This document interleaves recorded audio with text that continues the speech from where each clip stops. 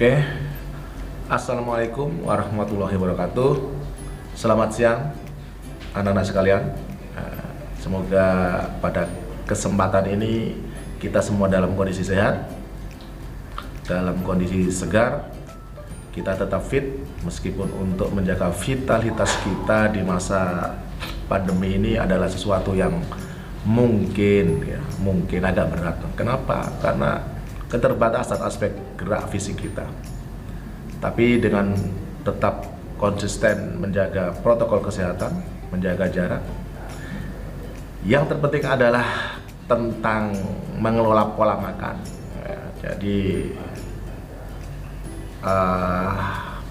makan itu adalah sesuatu yang penting. Bukan hidup untuk makan, tetapi kita makan untuk bisa mengkondisikan secara fisik bahwa kita akan tetap sehat dan kuat untuk menghadapi masa pandemi yang kita tidak tahu kapan akan berakhir ini.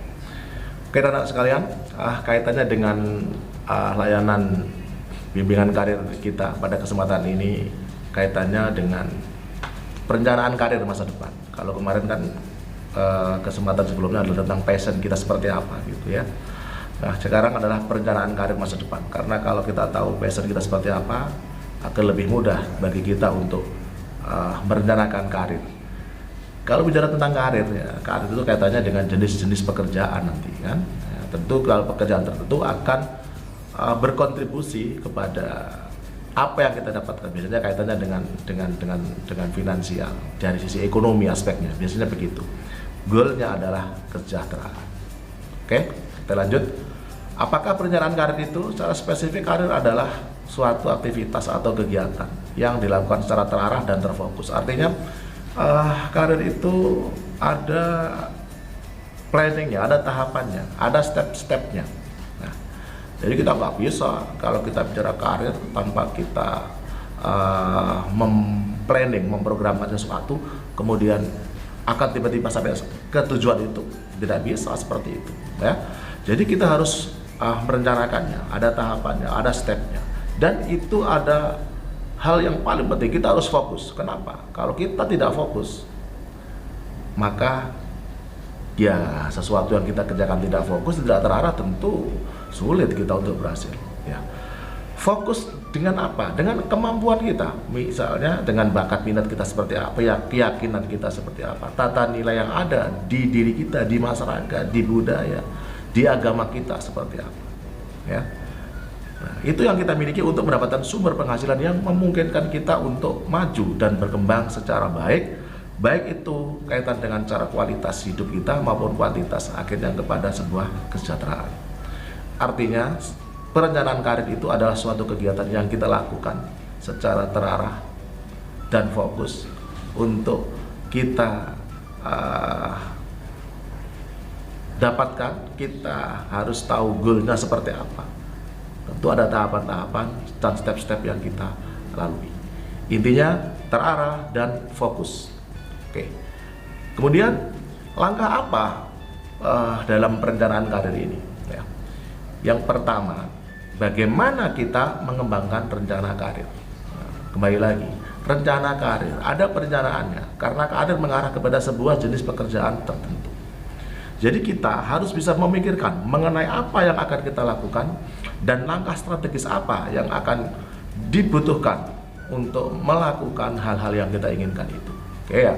Jadi kita harus melakukan langkah-langkah yang strategis. Langkah-langkah strategis yang seperti apa yang akan kita lakukan untuk melakukan hal-hal yang kita inginkan itu. Jadi tahapannya harus jelas, perencanaan karirnya harus jelas. Apa yang kita lakukan?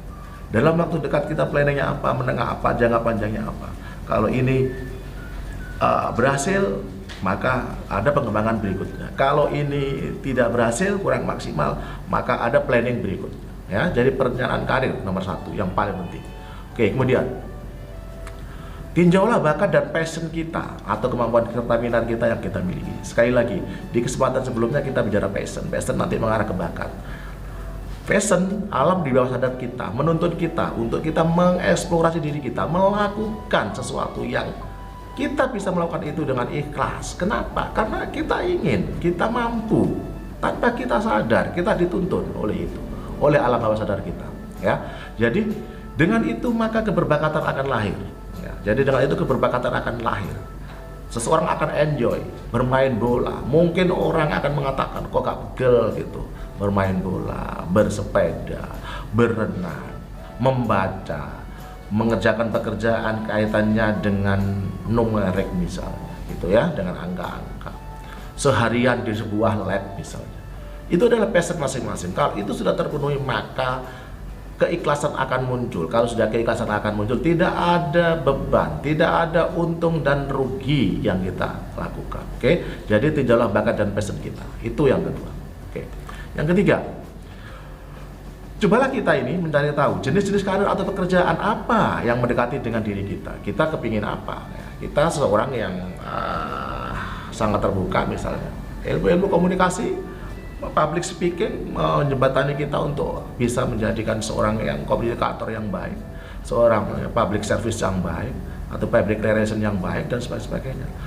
Kemudian bakat minat kita seperti apa, kita harus tahu diri kita seperti apa, maka itu bisa dikembangkan. Kemudian latar belakang pendidikan, apakah sebuah pendidikan akan berjalan lurus atau seiring atau signifikan dengan sebuah jenis pekerjaan tertentu? Tidak juga, tetapi setidaknya kita akan menikmati jenis pekerjaan itu kalau kita memang ingin, kita suka, apalagi didukung oleh jenis pekerjaan, jenis pendidikan, latar belakang pendidikan yang memadai, ya. Jadi begitu. Artinya ahli hukum, sekolahnya harus hukum, tidak mungkin ahli hukum sekolahnya bukan hukum, ditambah dengan komunikasi yang baik, ya, argumentasi yang baik, intinya di komunikasi, maka kita akan menjadi seorang lawyer yang hebat. Oke? Kondisi kerja serta lingkungan kita seperti apa yang kita harapkan? Oh, sebuah kantor dengan fasilitas IT, dengan fasilitas hal-hal yang berkaitan dengan teamwork yang baik dan sebagainya. Nah, serta hal-hal lain yang akan bisa memberikan kejelasan arah dan fokus karir kita, jenjang karir yang baik. Nah, oke, jadi kita tahu kita kepingin apa, kemudian kita sekolah apa. Ya, kemudian lingkungan kerja yang kita inginkan seperti apa, kemudian jenis kesejahteraan apa yang kita inginkan. Jadi goalnya nanti arah ke sana. Jadi kalau itu sudah kita planningkan, kita rencanakan, tentu kita akan mudahkan mendapatkan itu. Oke, berikutnya, ikutilah pendidikan dan pelatihan yang mendekatkan diri kita pada tujuan karir itu. Nah, Anda ingin menjadi seorang businessman, maka Anda harus mengikuti pelatihan entrepreneurship, pelatihan UMKM. Banyak hal-hal yang kita bisa lakukan. Banyak lembaga-lembaga yang mengadakan pelatihan-pelatihan itu. Di level pendidikan menengah banyak dilakukan kewirausahaan. Di kampus juga ada pelatihan wirausaha untuk membuat kita menjadi seorang entrepreneur yang hebat. Ya. Di UMKM, ya. Jadi di dalam sebuah kementerian sudah banyak dilakukan itu. Dan itu tinggal kita mau apa tidak mengembangkan diri kita dengan adanya pelatihan-pelatihan yang mendukung pola jenis karir tertentu yang mengarah pada jenis pekerjaan apa yang kita inginkan ke depan. Oke. Kemudian yang kelima, cobalah kita minta, setidaknya kita itu kadang-kadang nggak paham apa yang harus kita lakukan setelah ini dan seterusnya. Ya, banyak profesional akhirnya. Anda tidak salah kalau kita berguru kepada seorang pakar entrepreneurship yang hebat misalnya, atau seorang praktisi yang hebat di bidang itu. Kita tidak ada rasa minder atau merasa berkecil hati, merasa kerdil berhadapan dengan mereka. Mereka hebat karena juga melalui sebuah proses yang panjang. Kita bisa belajar dari mereka.